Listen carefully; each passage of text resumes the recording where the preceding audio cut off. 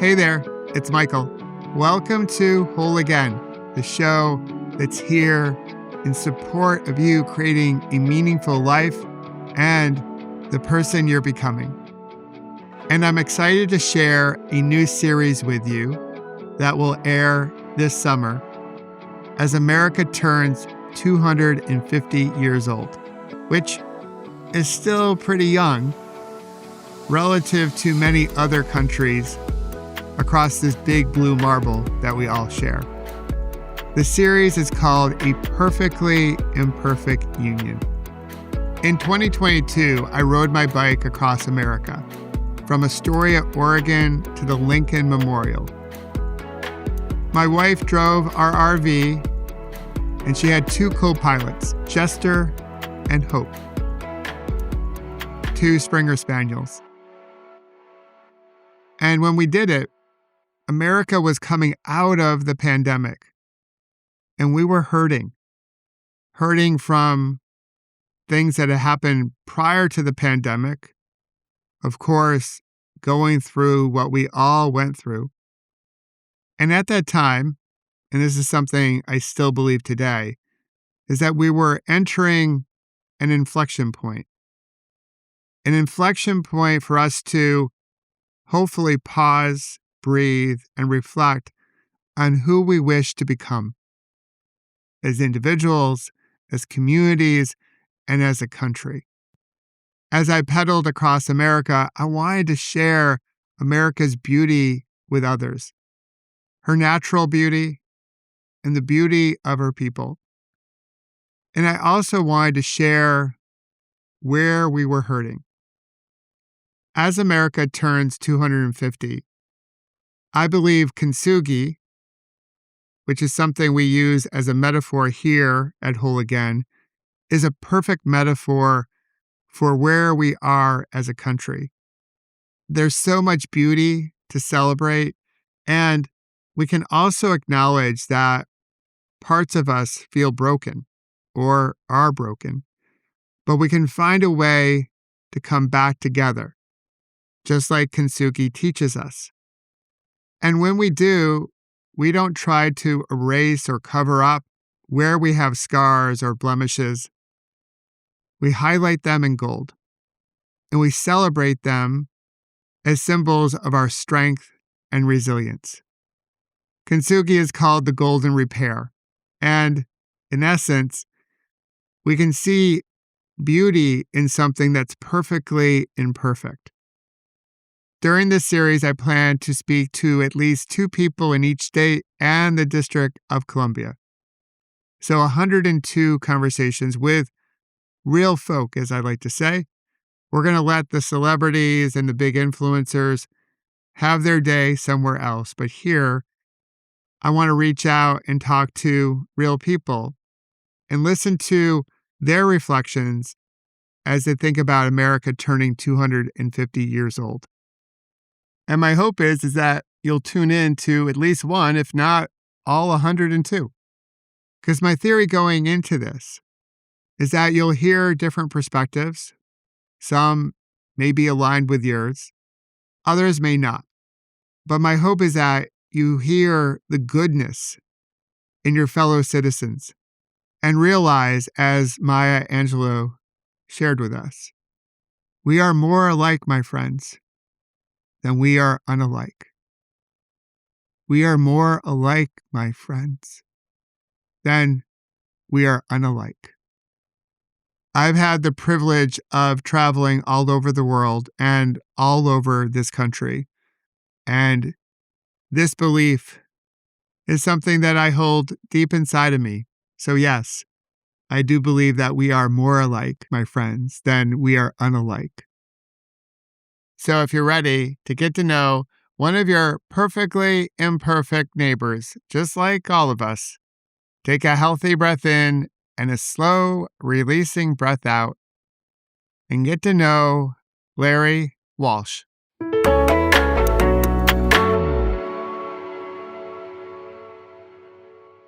Larry, my friend, so good to see you. Thanks for doing this with me. Welcome to A Perfectly Imperfect Union. How the heck are you today? Well, thanks for the invite. Doing great. I'm hanging in Northern Michigan right now. I split time between here and Virginia. So I just happened to be up here in Northern Michigan. So we're beating the 115-degree weather that you guys got last week. Not quite there yet. So, but all Yeah, good. yeah, All good. Yeah. it's been a little warm. So, I know you, but many people might not who are listening in. So can you take a moment to introduce yourself? And you've alluded to like Northern Michigan and also Virginia. So um, tell us a little bit about something that's cool about each one of those states. Yeah. So, I mean, just a very, very, very high level. Married 34 years, three kids, awesome kids. Our youngest is a senior in William and Mary in Virginia, which is the reason why we moved down. He's a track guy, so we actually go to all of his track meets. And a I'm a kind of a many year Army guy, multiple year pharmaceutical guy, and then the last 7 years I've just been doing different thing and exploring and sort of, if you want to use that word, quote, reinvent. Although I think it kind of makes the point of what I've been doing for the last several years. Some by choice, some not by choice, but it's been a great experience. So my wife is from Michigan, and she spent a lot of time up here in Northern Michigan. It's about 4 hours north of Detroit, just south of Mackinac Island, one of the lakes. So we have a cabin up here. So we do the summer up here, and the 50% of the time we're down in Williamsburg, Virginia, and enjoying history and watching our kids and just having a good time. Very cool. That's awesome. So we share something in common. We share a couple different things in common. One is we both have ridden our bikes across the country. So when you reflect on that trip, what comes to mind as things that you discovered about America that you may not have like realized before the trip? Well, I mean, I think I guess I'll answer it a little bit. Well, I'll answer the question, but also a little bit different. I kind of went on the cycling in 2018. I did this the Southern Tier, San Diego to Florida, partly because I was trying to figure out what I wanted to do. I had just gotten laid off from a company, and 30 some years of, and I just didn't want to go back to that same work. And so I was trying to figure things out. And one way to do that is just see America, right? So that was really, I mean, Sure. in a nutshell.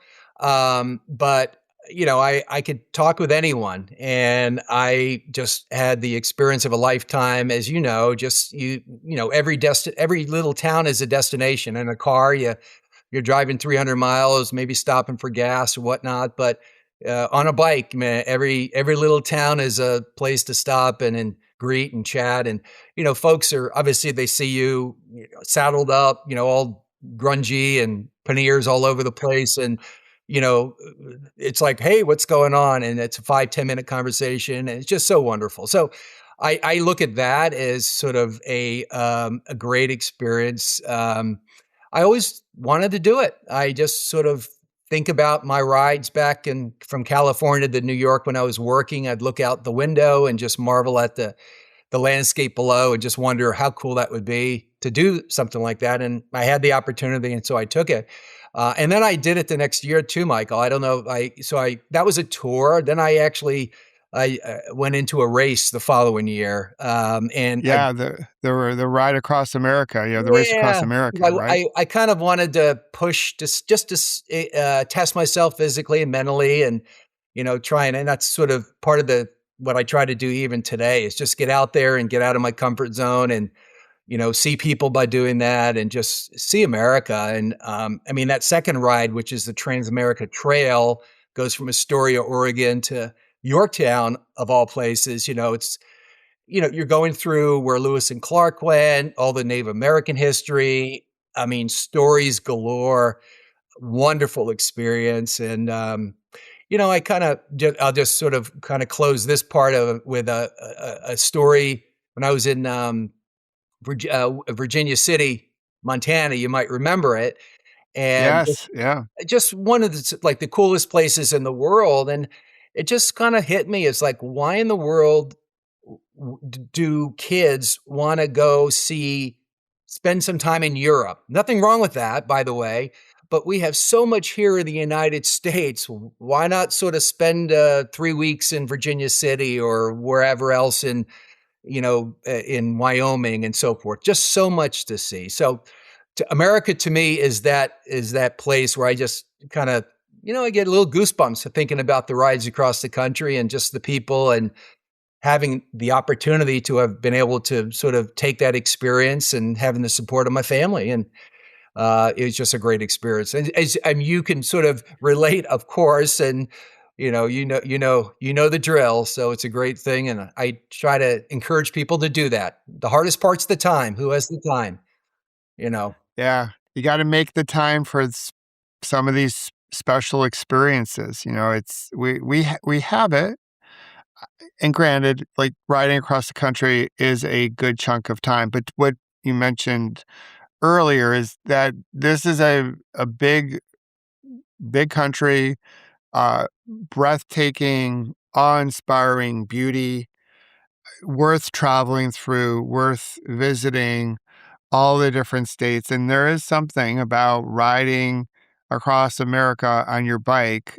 It's the pace that you pedal at. You stop in these towns that when you fly over them, you're like, this is in the middle of nowhere, but it's somewhere to all the people who live there. Mm-hmm. It's where they call home. And you walk into a cafe or you walk into a convenience store and you strike up a conversation and you start to get to know people and they get to know you. And when I was doing it, everyone would ask me like, "Where are you going to? Where are Yeah. you heading to?" Right. And and so I did the Trans-America Trail up to the point of Kansas, and then we made a little bit of a switcheroo.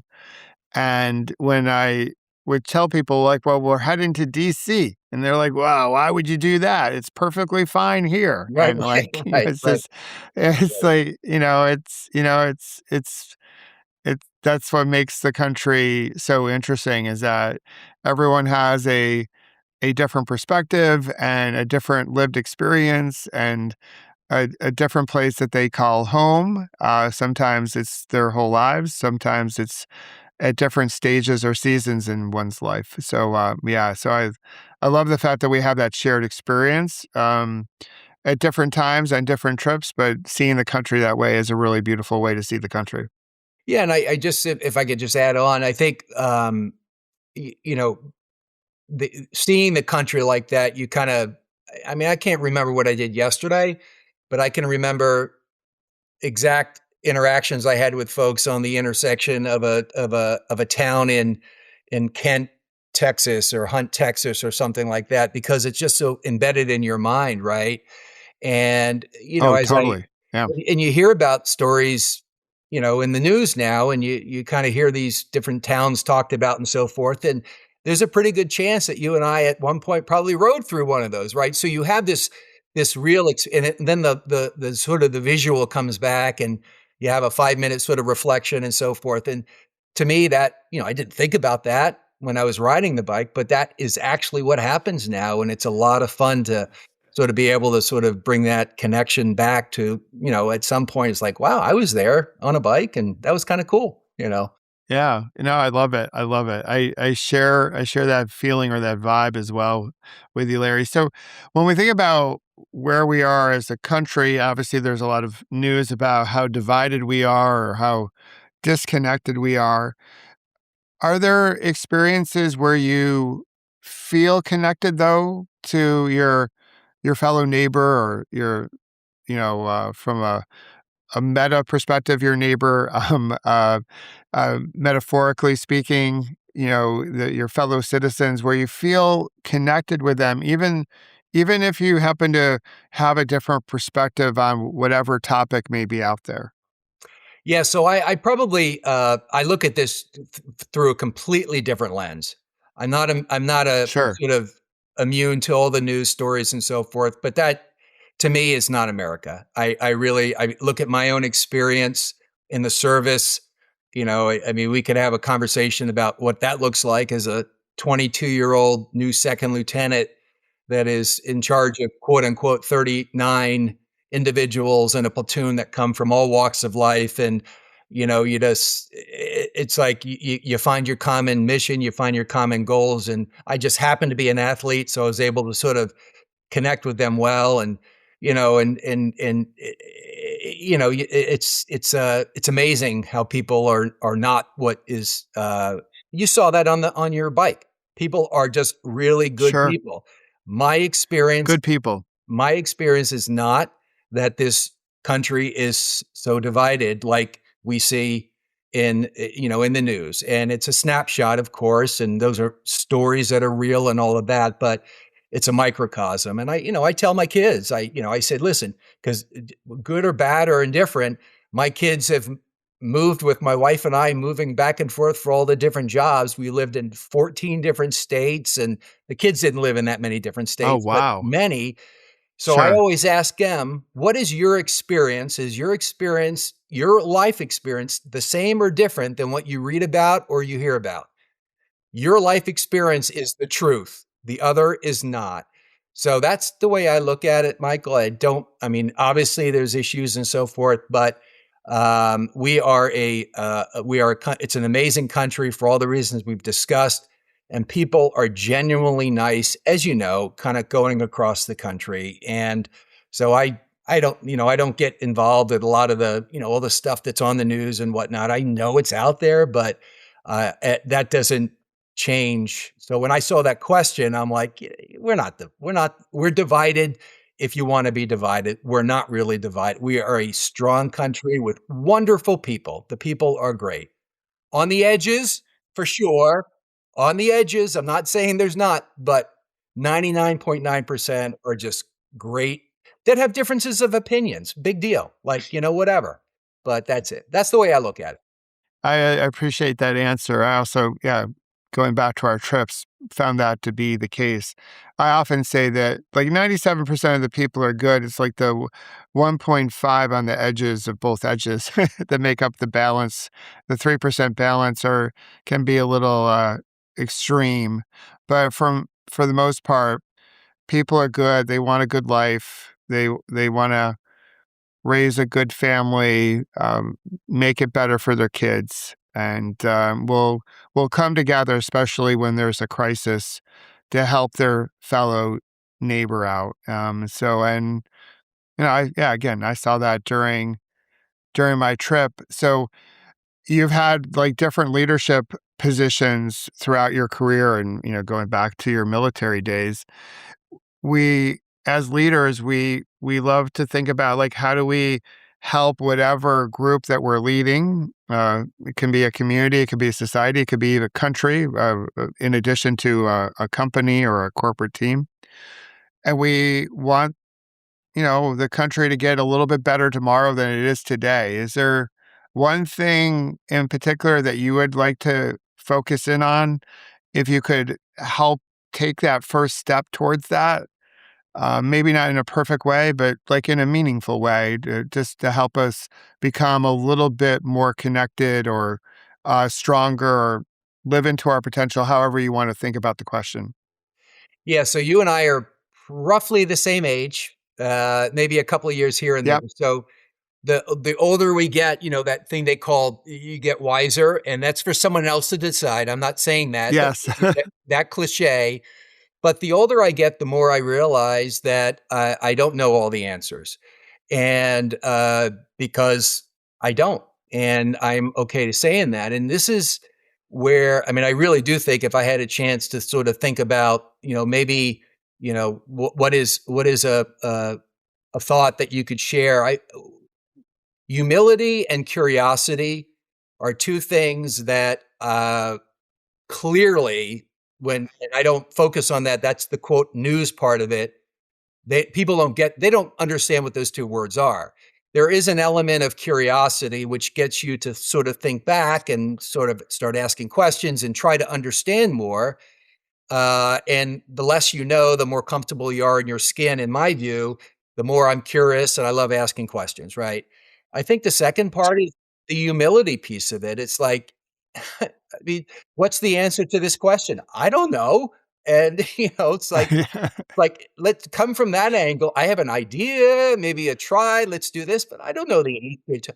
And so that is what I would wish. And I guess, if you have a podcast and you're don't know answers and you're curious and always asking questions and not giving opinions, I mean, I'm saying, I probably wouldn't be very successful, right? Because you're supposed to have an opinion. You're supposed to know everything, right? Yeah, no, I appreciate where you're coming from. I think in this in my bigger podcast, Whole Again, this is just a series within Whole Again.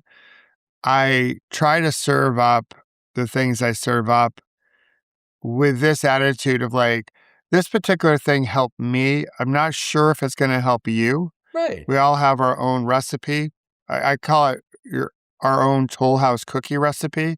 There's some basic ingredients that we need to make good cookies, but with each recipe on the back of the bag, we might change it here or there to suit our tastes and our needs. And I think life is that way. And I think in today's culture, we've gotten the humility piece has atrophied, where people feel like they have to have like, this is what you need. It's going to work for everyone, right? And you can look at videos on YouTube that are titled in a certain way or posts on social media, and they're posted or they're labeled in such an emphatic, absolute, this is the right answer way. And a little humility, like, you know what? I don't know. And I'm okay with not knowing. It's actually refreshing. And my secret hope is that we can get to that place as we go forward with like, I don't know, but you know what? I'm going to take some action that's going to be kind and compassionate.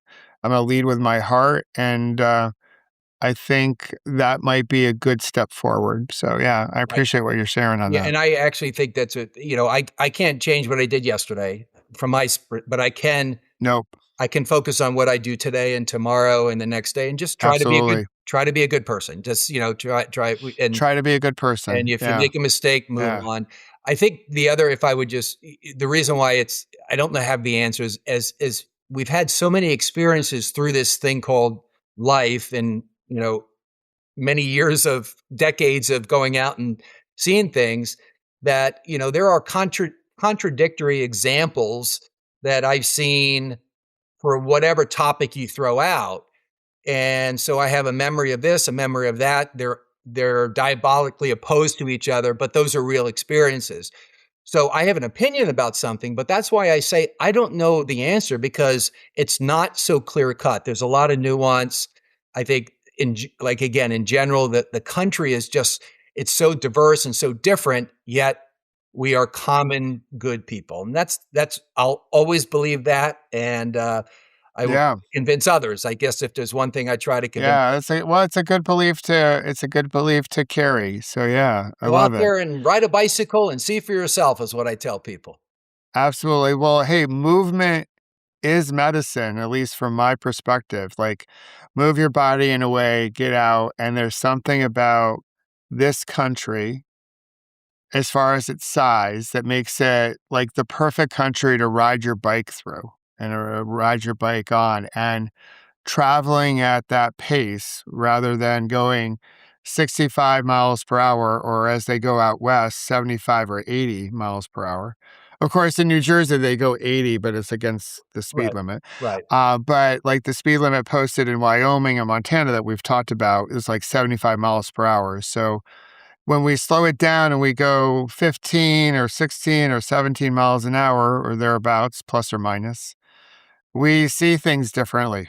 By the way, in my case, my So, but hey, you're pedaling, so yeah, it's yeah, good yeah. to be out there in nature. So I see it as that movement is therapy, which brings me to the questions that we'll wrap up with. So what I've been doing in this series has been asking the person I chatted with last if they have a question for you, Larry, and you get to ask a question too of the next guest.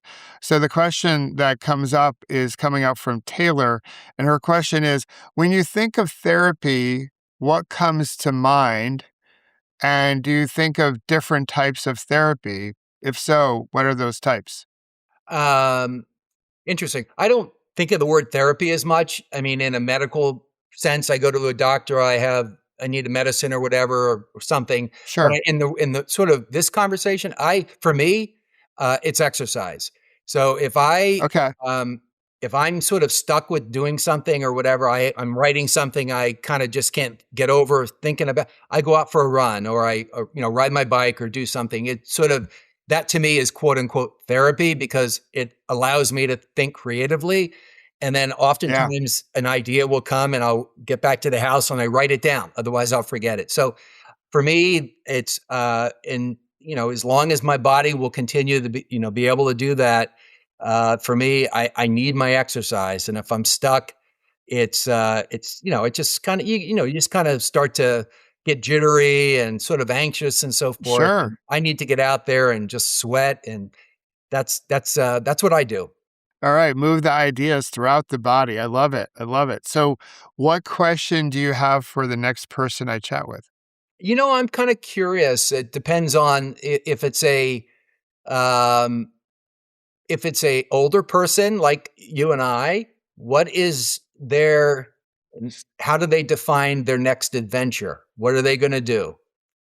Yeah. If Okay. it's a younger All right. person, I guess, you know, what do they see themselves doing in 5 years, I guess would be a good question. So, yeah. Okay. All right. So, I can ask a great question about Yeah. adventure. So, I love it, Larry. So, thank you so much for joining me on this. I know we talked years ago, and it's really great to reconnect and talk about Nevada City or Virginia City in Wyoming. And that's such a cute town. I love that you brought that up. I actually was thinking about that. I actually used a photo of the American flag from my visit through that town Okay. in one of my Okay. posts of late. So I was like, that was like a great little visit, a great stop. That's where we stayed. So I love that you brought it up. And thanks for being here and thanks for putting a ripple effect out there into the world and showing up with compassion and goodness. So I appreciate you, brother. Thanks for being here. Thanks, Michael. I will stay in touch for sure. Absolutely.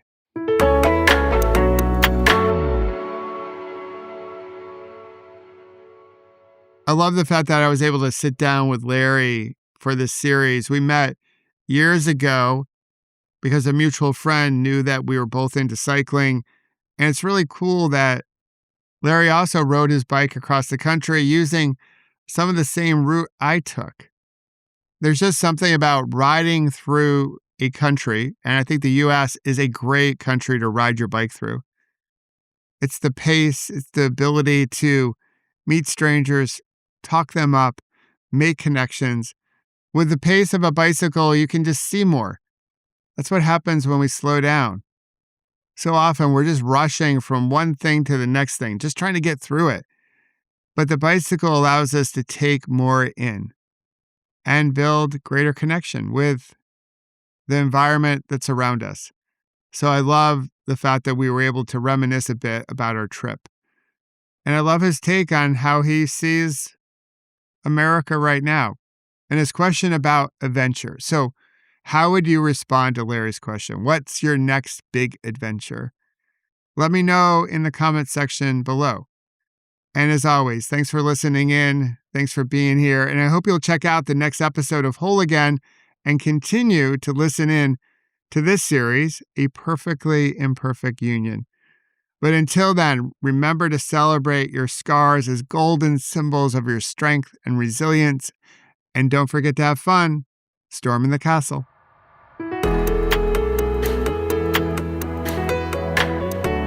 And if you wish to learn more about creating beautiful ripples and how to prevent a bad moment from turning into a bad day, please visit my website, michaelobrienshift.com, and sign up for my newsletter called The Ripple Effect.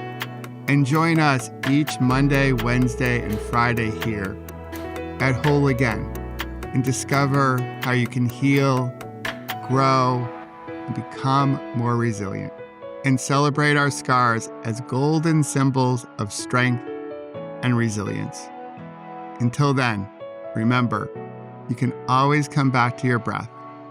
You've got this, and we've got you.